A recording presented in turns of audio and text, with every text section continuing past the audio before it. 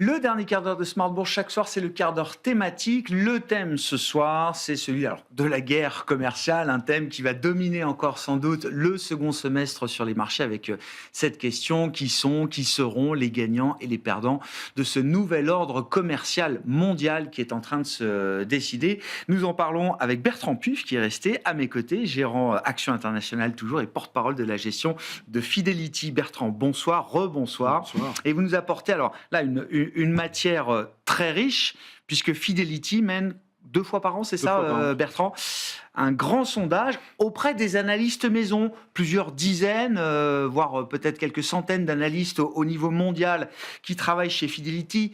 Je le rappelle, vous êtes vraiment une maison de stock picker. Ce qui vous intéresse, c'est l'analyse bottom-up, ce qui vient des entreprises et du terrain. Vous n'êtes pas des gérants global macro. En tout cas, c'est pas l'ADN de Fidelity. Et donc, cette enquête est particulièrement intéressante auprès de vos analystes maison, notamment sur la question de ce nouvel ordre commercial mondial qui est en train de s'établir. Qu'est-ce qu'on peut dire des questions qui ont été posées et de ce qui a été retiré, effectivement, ce qu'on peut en retirer comme enseignement et comme conclusion. On a demandé effectivement à nos 130 analystes au niveau mondial d'interroger les sociétés qu'ils suivent dans leur portefeuille de suivi sur l'impact moyen terme, court terme évidemment, moyen terme et long terme de cette nouvelle tarification, on va dire, douanière, qui est encore mouvante, mais bon. Enfin, alors c'est intéressant, première question qu'on a posée, c'est quelles sont les sociétés qui considèrent avoir un pricing power significatif, suffisant en tout cas, pour pouvoir passer des hausses de prix qui font au moins compenser ces augmentations de tarifs. Et alors là, il y a des choses qui paraissaient évidentes, comme par exemple les biens de consommation. Bon, c'est un peu compliqué. Par contre, on voit que le meilleur secteur, le secteur qui a les meilleures réponses, eh bien, c'est l'industrie. Et pourquoi ? Parce que l'industrie d'aujourd'hui, au niveau mondial, n'est pas l'industrie il y a 10, 15 ou 20 ans. Il y a eu une consolidation au sein des différents segments de l'industrie. On prend souvent l'exemple des roulements à billes avec une société emblématique comme SKF, par exemple. Bien sûr, dans les Nordiques. Mais SKF, il y a 10 ans, avait à l'échelle mondiale 1000 concurrents, dont 300 chinois. Aujourd'hui, la concurrence compte sur les doigts de la main. Donc, pour beaucoup de secteurs, ça s'est passé comme ça. Il y a eu d'autres secteurs, comme par exemple le camion, les fabricants de camions, comme Volvo, comme Daimler, comme Iveco. Ces sociétés-là, qui étaient très cycliques, ont développé énormément la partie service.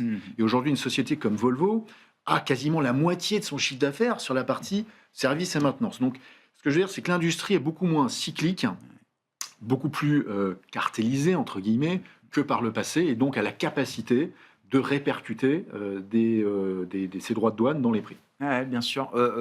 On le trouve également dans l'industrie. Est-ce qu'on peut inclure, je ne sais pas, l'industrie de la technologie également, Bertrand je ne sais pas, je pense au discours de patron dans les semi-conducteurs avec des positionnements très très différents. Mais là aussi, le choc Covid, puis le conflit russo-ukrainien ont révélé la valeur de ces composants. Voilà, c'est pas juste des commodités. Tout à fait. La technologie est l'autre secteur qui a un pricing power très important. Et alors, à l'opposé, par exemple, l'automobile, c'est plus compliqué. Mais, parce que là, il y a encore 300 concurrents chinois qui arrivent. 300 concurrents qui arrivent. Il y a le passage à l'électrique qui n'est pas évident pour tout le monde. Donc ça, c'est plus compliqué. Mais sur les semi-conducteurs, effectivement, il y a aujourd'hui une capacité, même si nous, on pense par exemple que Nvidia va être concurrencé, donc il y a des concurrents qui vont arriver, mais il y a des secteurs, par exemple sur les mémoires, on sait qu'il y a 3 acteurs, 2 acteurs et demi au niveau mondial, donc qui est déjà très concentré et qui permet d'avoir cette capacité, encore une fois, à répercuter ces droits de douane, quels qu'ils soient. Une fois qu'on a fait ce travail, effectivement, entreprise par entreprise, est-ce qu'il se dégage des grandes tendances, toujours autour de ce nouvel ordre commercial, géographique ? C'est-à-dire, est-ce qu'on sait dans quelle géographie on va trouver des entreprises qui souffriront plus que d'autres de cette élévation du péage américain, pour dire les choses simplement, du péage qui permet d'accéder au marché américain ? Est-ce que ce sont d'abord les entreprises américaines qui en souffrent le plus ou pas forcément ? Alors la réponse en fait des acteurs qu'on a interviewés est assez intéressante. C'est-à-dire que les acteurs qui considèrent qu'ils souffriront le moins, ce sont les acteurs asiatiques et en particulier chinois. C'est difficile à dire. Mais à front renversé de ce qu'on imaginait, j'allais dire, le 19 janvier dernier, avant la veille de l'investiture de Donald Trump à la Maison-Blanche. Tout à fait, parce que c'est vrai, quand on fait le listing des secteurs sur lesquels les États-Unis dépendent énormément de la Chine, il y en a vraiment beaucoup. Prenons 2 exemples. les chaussures de sport, vous en avez à peu près 80% des chaussures qui sont vendues aux États-Unis sont fabriquées souvent par des fabricants américains comme Nike en Chine. Pire que ça, sur les jouets, Mattel et Hasbro fabriquent 100% de leurs jouets en Chine. Donc évidemment, la capacité derrière des acteurs chinois à dire bon ben voilà, nous on va vous mettre aussi une fiscalité confiscatoire sur les transferts de profits aux États-Unis. Voilà, donc il y a une capacité de la Chine à négocier déjà, premièrement. Et puis l'autre élément que nous disent les entreprises, c'est qu'elles sont en train de revoir leur chaîne d'approvisionnement. Alors, dans quelle mesure ? Et que l'avantage de la Chine, c'est qu'autour de la Chine, il y a des pays satellites qui sont très bons marchés. Le Vietnam, par exemple, qui a un coût de la main-d'œuvre qui est un tiers de celui de la Chine. Et il y a un énorme pays qui est en train de se dessiner comme également donc une usine mondiale, qui est l'Indonésie. Et les Chinois sont déjà en train de mettre un pied là-dedans. On sait qu'il y a 10-15 ans, c'était en Afrique. Et là, maintenant, c'est sur cette partie de l'Asie. Donc, pour eux, c'est une opportunité. Et c'est aussi une question de mentalité. Les Chinois, quand on leur met en fait des contraintes, ils cherchent une manière, effectivement, de passer au-delà de cette contrainte. Là où, effectivement, un Européen va dire « Oh là là, j'arrête, c'est la catastrophe ». Donc là, voilà. Donc pour eux, c'est une opportunité de reconfigurer leur chaîne de valeur à moindre coût. Et donc, ils sont plutôt plus sereins. Mais ces entreprises-là ont dans l'idée que ces voies de passage, de contournement ou ces nouvelles routes vont rester ouvertes. Parce que l'administration de Trump, j'imagine qu'ils ne nous ont pas attendu pour identifier le Vietnam, l'Indonésie, le Mexique, même peut-être encore un peu plus proche d'eux, et que où on peut mettre des droits de douane élevés sur ces pays-là, où on peut faire pression sur ces pays-là pour qu'eux-mêmes mettent des droits de douane sur certains produits chinois qui pourraient passer leurs frontières. Après, voilà, c'est vraiment au cas par cas.